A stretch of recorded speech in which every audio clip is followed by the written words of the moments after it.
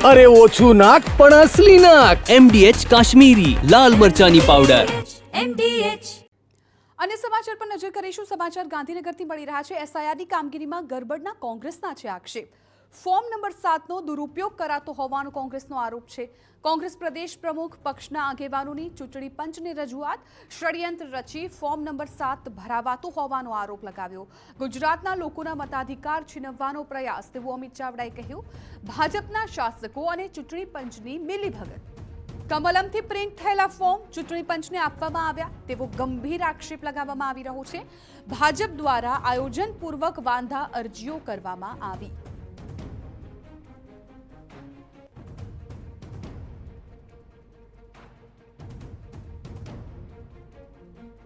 ગુજરાતમાં SIRની પ્રક્રિયા ચાલી રહી છે, પરંતુ કોંગ્રેસ આ પ્રક્રિયા સામે વિરોધ નોંધાઈ રહ્યો છે। આજે આવેદનપત્ર કોંગ્રેસ દ્વારા આપવામાં આવ્યું છે, ત્યારે કોંગ્રેસના પ્રદેશ પ્રમુખ અમિતભાઈ ચાવડા અમારી સાથે છે। અમિતભાઈ, સતત કોંગ્રેસે આ પ્રક્રિયાનો વિરોધ કર્યો છે। જે રીતે આપ વાત કરી રહ્યા છો કે 12 લાખ જે કહી શકાય કે ફોર્મ મળ્યા છે, કેવા પ્રકારથી ગેરરીતિ થઈ હોવાનું વિપક્ષની સામે આવી રહ્યું છે? SIની પ્રક્રિયા જે દિવસે ગુજરાતમાં ચાલુ થઈ એ પહેલાં જ અમે વારંવાર કહ્યું છે કે ગુજરાતની મતદાર યાદી શુદ્ધ નથી। મોટા પ્રમાણમાં મતદાર યાદીમાં ગોટાળા છે અને વોટ ચોરી થઈ રહી છે। SIની પ્રક્રિયા જે રીતે થઈને લગભગ 73 લાખ જેટલા મતદારોના નામ આમાંથી કમી થયા। ડ્રાફ્ટ યાદી જાહેર થયા પછી ચૂંટણી પંચની SIRની ગાઈડલાઇન મુજબ એમાં વાંધા વિરોધ માટે, એટલે કે ફોર્મ નંબર 6 કોઈનું નામ એડ કરાવવું હોય, 7 કોઈના નામ સામે વાંધો હોય, ફોર્મ નંબર 8 કોઈ સુધારા કરાવવાના, તો 18મી જાન્યુઆરી સુધીનો સમયગાળો હતો।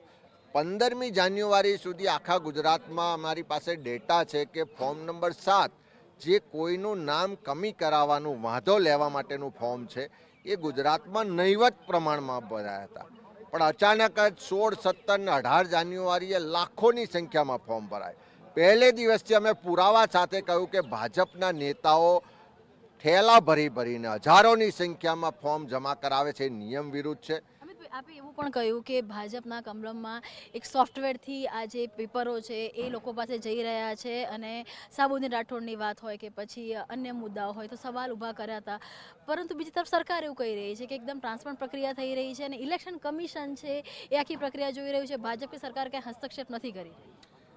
કમલમમાંથી ફોર્મ પ્રિન્ટ થઈને આવ્યા છે, કોમ્પ્યુટરાઇઝ ફોર્મ આખા ગુજરાતમાં એક સરખા છે।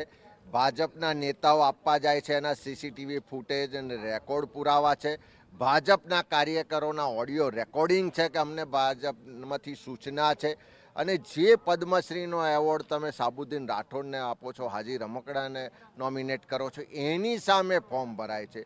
કેટલાય લોકો વિદેશમાં રહે છે, એની સહીઓ થઈ છે। કેટલાય લોકો પોલીસ સ્ટેશનમાં ચૂંટણી પંચની ઓફિસમાં જઈને કહે છે કે અમારા નામે લોકોએ ખોટી સહી કરી છે। જીવતા લોકો સામે વાંધા લીધા છે। હજારોની સંખ્યામાં એક જ બૂથમાં, એક જ ગામમાં વાંધા લેવામાં આવ્યા છે। આ આખી જે પ્રક્રિયા થઈ છે એક ઓર્ગેનાઇઝ વેમાં ગુજરાતના લોકોના મતના અધિકારને ખતમ કરવા માટે ભારતીય જનતા પાર્ટીનો પ્રયાસ છે, અને ચૂંટણી પંચ એમાં મુખ પ્રેક્ષક બનીને સમર્થન આપી રહ્યું છે। આજે અમે મળ્યા છે, ચૂંટણી પંચને પણ પુરાવા આપ્યા છે, ચૂંટણી પંચને પણ હકીકતો કીધી છે, અને કાયદાની જોગવાઈમાં જે છે કે તમામ માહિતી પબ્લિક ડોમેનમાં તાત્કાલિક મૂકવી પડે, અને જેણે પણ ખોટા ફોર્મ નંબર 7 ભર્યા છે એની સામે કાયદેસરની કાર્યવાહી કરવા માટે FIR નોંધવા માટેની માંગણી કરી છે। અંતિમ સવાલ કે જો ચૂંટણી પંચ દ્વારા જે ડિમાન્ડ આપે કરી છે એ ફૂલફિલ નથી કરવામાં આવતી તો કોંગ્રેસનું શું એક્શન રહેશે? અને કેમ કે હવે 24 કલાકથી વધારે ઓછો સમય બાકી છે, 48 કલાક જેટલો સમય બાકી છે, ત્યારે ચૂંટણી પંચ દ્વારા તમને શું આશ્વાસન આપવામાં આવ્યું છે? આજે પણ ચૂંટણી પંચ અસ્પષ્ટ છે। એક તરફ ચૂંટણી કમિશનર જાહેરાત કરે છે કે 12.5 લાખ ફોર્મ અમને મળ્યા છે। આજે અમારી મુલાકાતમાં એમ કહે છે કે ઓનલાઈન એન્ટ્રી 1,50,000 જેટલી થઈ છે, એટલા જ અત્યારે તો વેલિડ કહેવાય। તો બાકીના ફોર્મ વેલિડ છે કે નહીં એની પણ સ્પષ્ટતા નથી।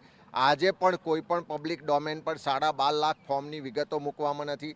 આજે પણ કલેક્ટરો, નાયબ ચૂંટણી અધિકારીઓ કોઈ પણ સ્પષ્ટતા કરતા નથી। બીજી બાજુ BLOને ઘેર મોકલીને લોકો પાસે ડોક્યુમેન્ટ માગવામાં આવે છે।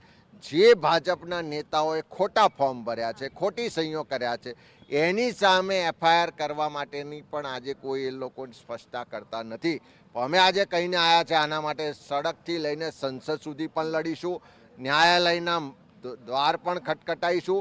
એક પણ સાચા ગુજરાતીનો મતનો અધિકાર ખતમ નહીં થવા દઈએ અને જેણે ખોટા ફોર્મ નંબર 7 ભર્યા છે એવા તમામ લોકો સામે કાયદેસર કાર્યવાહી કરાવવા માટે અમે કટિબદ્ધ છીએ. ધન્યવાદ. અમારી સાથે વાત કરવા માટે તો આ હતા કોંગ્રેસના પ્રદેશ પ્રમુખ અમિત ચાવડા કે જે સ્પષ્ટતાથી કહી રહ્યા છે કે એસઆઈઆરમાં ગેરરીતિ થઈ રહી છે અને આ ગેરરીતિમાં ક્યાંક ને ક્યાંક ભાજપની પણ સંડોવણી છે, જેના પૂરા પુરાવા કોંગ્રેસ પાસે છે અને તમામ જે પુરાવા છે તે ઇલેક્શન કમિશનને આપવામાં આવ્યા છે. જોવાનું એ છે કે ઇલેક્શન કમિશન હવે આની પર શું સ્ટેન્ડ છે તે લે છે. કેમેરામેન નવની સાથે કિંજલ મિશ્રા, TV9 ગાંધી.